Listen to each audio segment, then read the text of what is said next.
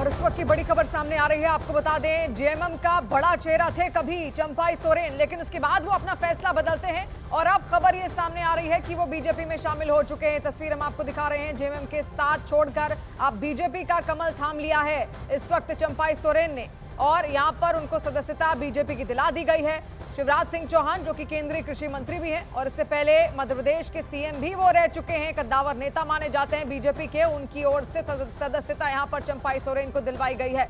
तो जेएमएम का साथ छोड़ चुके हैं चंपाई सोरेन और उसके बाद वो अपना फैसला बदलते हैं। खबरें उस वक्त ये भी आ रही थी कि हो सकता है कि वो अपनी कोई नई पार्टी खुद की गठित कर लें, लेकिन इन तमाम खबरों का खंडन करते हुए फिर अटकलें ये लगाई जाने लगी कि बीजेपी में वो जा सकते हैं और अब ये बात साफ हो चुकी है। बीजेपी में शामिल हो चुके हैं चंपाई सोरेन। इस वक्त आप तस्वीरें भी देख रहे हैं, उनको सदस्यता यहां पर दिला दी गई है और ये पूरा समारोह बकायदा है कि यहाँ पर हुआ चंपाई सोरेन को ये सदस्यता दिलाने के लिए। झारखंड में चुनाव भी हैं और ऐसे में इन विधानसभा चुनावों की तैयारियां भी बीजेपी को जोर शोर से यहाँ पर करनी है। फिर चाहे जेएमएम हो या फिर बीजेपी, दोनों ही ओर से पूरी तरीके से यहाँ पर कोशिशें हैं कि मजबूती जमीनी स्तर पर दिलवाई जा सके। और ऐसे में जेएमएम का कभी बड़ा चेहरा हुआ करते थे चंपाई सोरेन, और जब हेमंत सोरेन इससे पहले जब वो खुद जेल गए, वो गिरफ्तार हुए, तो उनकी जगह यहाँ पर सीएम भी वो बने।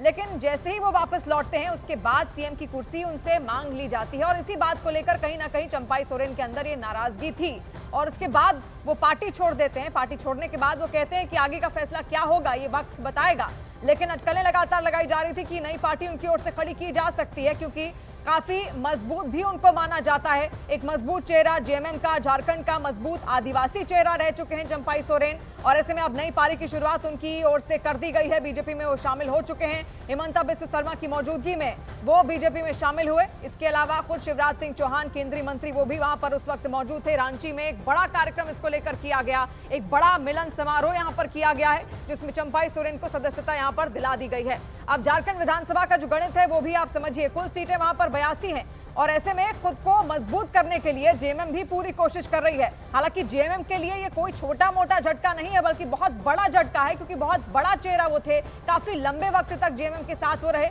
लेकिन जैसे ही सीएम की कुर्सी उनसे मांगी जाती है तो एक दुख तो उनको जरूर यहाँ पर होता है और वो साफ झलकता भी है, जिसके बाद वो पार्टी छोड़ देते हैं और पार्टी छोड़ने के बाद उनकी ओर से फैसला लिया जाता है कि वो बीजेपी में शामिल होंगे और बीजेपी के कई कद्दावर नेताओं के साथ उनकी मुलाकात भी लगातार हो रही थी और अटकलें इसी बात को तभी से लगनी शुरू हो गई थी कि वो बड़ा चेहरा यहाँ पर बीजेपी का बनने वाले हैं।